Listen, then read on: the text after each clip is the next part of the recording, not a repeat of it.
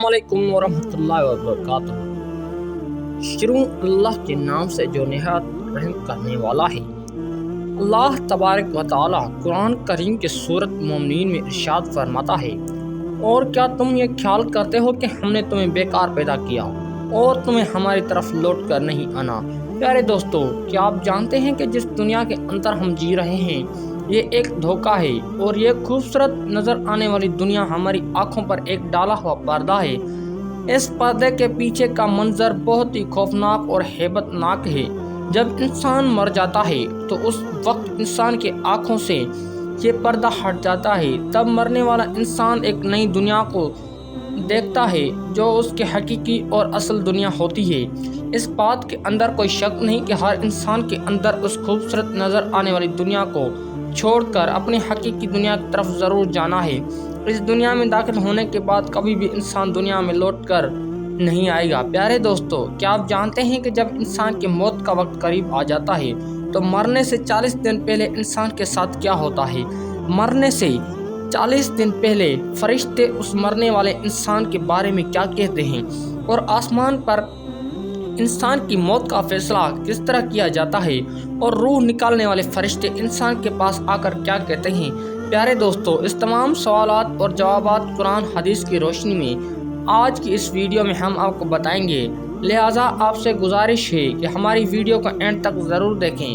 پیارے دوستو، اللہ تبارک و تعالی قرآن کریم میں انسان کی تخلیق کا مقصد بیان فرما لیا کہ ہم نے انسان کو صرف اور صرف اپنی عبادت کے لیے پیدا کیا، اور ساتھ ہی اللہ تبارک و تعالی نے انسان کی موت کی حد بھی بتا دی کہ ہر انسان کو ہماری طرف لوٹنا ہے اور اپنے اعمال کا بدلہ لینا ہے۔ پیارے دوستو، اللہ تبارک و تعالی کے عرش کے نیچے ایک درخت ہے جس کا نام شجرۃ المنتہی ہے۔ یہ درخت کتنا بڑا ہے، لہٰذا اس بات سے ہم آپ کو آگاہ کریں گے کہ اللہ تبارک و تعالی نے اس کائنات کے اندر انسان اور اس کے علاوہ جتنے بھی مخلوق کو پیدا کیا ہے ان کی تعداد کے برابر، ان کے گنتی کے برابر اس درخت کے پتے ہیں، اور ہر ایک پتے پر ایک انسان اور جاندار کا نام تحریر ہے۔ پیارے دوستو، روایت میں آتا ہے کہ جب انسان کی موت کا وقت قریب آتا ہے اور ان کی عمر ختم ہو جاتی ہے اور انسان کی موت کے 40 دن باقی رہ جاتے ہیں، تو اس وقت حضرت اسرائیل علیہ السلام کے سامنے اس درخت کا ایک پتا گر جاتا ہے۔ اس پتے پر اس بندے کا نام تحریر ہوتا ہے جس کی موت واقع ہونے والی ہوتی ہے۔ اس طرح جب شجرۃ المنتہی سے جس انسان کے نام کا پتا گر جاتا ہے، اس وقت آسمان کے تمام فرشتے اس شخص کو مردہ کہنا شروع ہو جاتے ہیں، اور وہ مرنے کو 40 دن پہلے فرشتوں کی لسٹ میں مردہ لکھ دیا جاتا ہے۔ پیارے دوستو، اس طرح وہ انسان جس کے نام کا پتا گر چکا ہوتا ہے وہ دنیا میں 40 دن تک زندہ رہتا ہے، اور جب اس کی زندگی کے 40 دن پورے ہو جاتے ہیں تو ملک الموت علیہ السلام کے پاس آتے ہیں اور اس شخص کے سامنے آ کر بیٹھ جاتے ہیں۔ اس وقت بندہ جتنی بھی بیماری کی تخلیق میں ہوتا ہے، جب وہ ملک الموت علیہ السلام کو دیکھتا ہے تو ان کو دیکھ کر گھبرا جاتا ہے اور ان سے پوچھنے لگتا ہے کہ تم کون ہو؟ تو حضرت ملک الموت علیہ السلام کہتے ہیں کہ میں ملک الموت ہوں اور میں تمہاری روح قبض کرنے کے لیے آیا ہوں۔ پیارے دوستوں، ملک الموت علیہ السلام کی یہ بات سن کر وہ مرنے والا شخص اپنے منہ کو گھیر لیتا ہے، اور اس وقت ان کی آنکھیں گھبرا جاتی ہے۔ تو اس وقت ملک الموت علیہ السلام اس مرنے والے شخص کو فرماتے ہیں کہ کیا تم مجھ کو نہیں جانتا؟ میں وہ ہوں جس نے تیری اولاد کو اور تیری ماں باپ کو روح قبض کیا تھا، اور آج بھی وہ وقت آ گیا ہے جب میں تیری روح کو قبض کروں گا، اور دیکھ لینا تو اپنی اولاد اور اپنے عزیز و اقارب کو جو تم سے پہلے موت کا ذائقہ چکھ چکے ہیں۔ میں وہ موت ہوں جو تمہیں پہلے اگلے لوگوں کو فنا کر چکا ہوں، جبکہ وہ لوگ تجھ سے زیادہ مالدار، قوت اور طاقت دار تھے کہ مالک تھے۔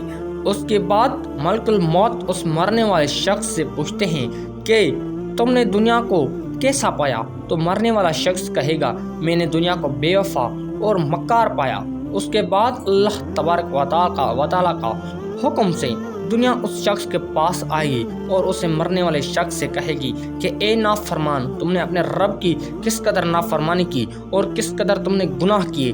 تجھے بہت سارے لوگ سمجھانے لگے ہیں اور نصیحت کی، باتیں سنائی لیکن تم نے کسی کی بات نہ مانی۔ تو یہ سمجھتا تھا کہ میں اس دنیا میں ہمیشہ رہوں گا اور مجھے موت نہیں آنے والی۔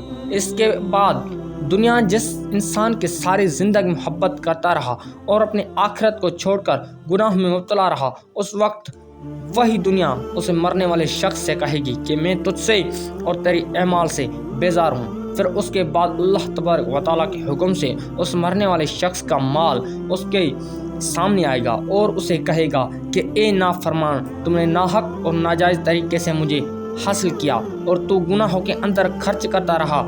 اگر تو اپنا مال غریبوں اور مسکینوں پر خرچ کرتا تو آج میں تیرے کام آتا۔ پیارے دوستو، اس کے بعد مرنے والے انسان کی زبان بند ہو جاتی ہے اور مرنے والے شخص کی زبان بند ہو جاتی ہے تو اس کے بعد 4 فرشتے اس کے پاس آتے ہیں اور سلام کرتے ہیں۔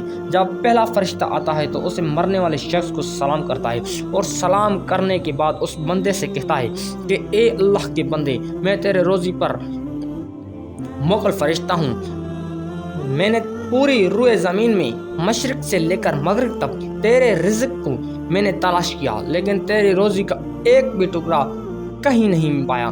اس کے بعد دوسرا فرشتہ آتا ہے اور سلام کرنے کے بعد اس مرنے والے شخص سے کہتا ہے کہ اے اللہ کے بندے، میں تیرے پانی پر موکل فرشتہ ہوں۔ میں نے پورے روئے زمین میں مشرق سے لے کر مغرب تک تیرے پینے کے پانی کو تلاش کیا لیکن تیرے پینے کے لیے مجھے ایک بھی قطرہ نہیں ملا۔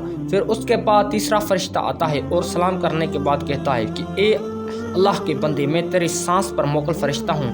میں نے پوری روئے زمین میں مشرق سے لے کر مغرب تک تیری سانس کو تلاش کیا مگر تیرے لیے ایک بھی سانس نہ پایا۔ اس کے بعد چوتھا فرشتہ آتا ہے اور سلام کرنے کے بعد کہتا ہے کہ اے اللہ کے بندے، میں تیری عمر پر موکل فرشتہ ہوں۔ میں نے مشرق سے لے کر مغرب تک تمام روئے زمین کے اندر تیری عمر کو ڈھونڈا مگر تیری عمر کا ایک بھی حصہ نہ پایا۔ اس کے بعد نام اعمال لکھنے والے 2 فرشتے اس مرنے والے شخص کے پاس آتے ہیں اور اس کو اپنا نام اعمال دکھاتے ہیں۔ جب وہ نام اعمال کو دیکھتا ہے تو اس وقت میت کی آنکھوں سے آنسو جاری ہو جاتے ہیں اور وہ مرنے والا شخص اپنے دائیں بائیں دیکھنا شروع ہو جاتا ہے اور اپنا نام اعمال پڑھنے سے ڈرتا ہے۔ اس کے بعد ملک الموت علیہ السلام اللہ تبارک و تعالیٰ کے حکم سے اس شخص کی روح کو قبض کر لیتے ہیں۔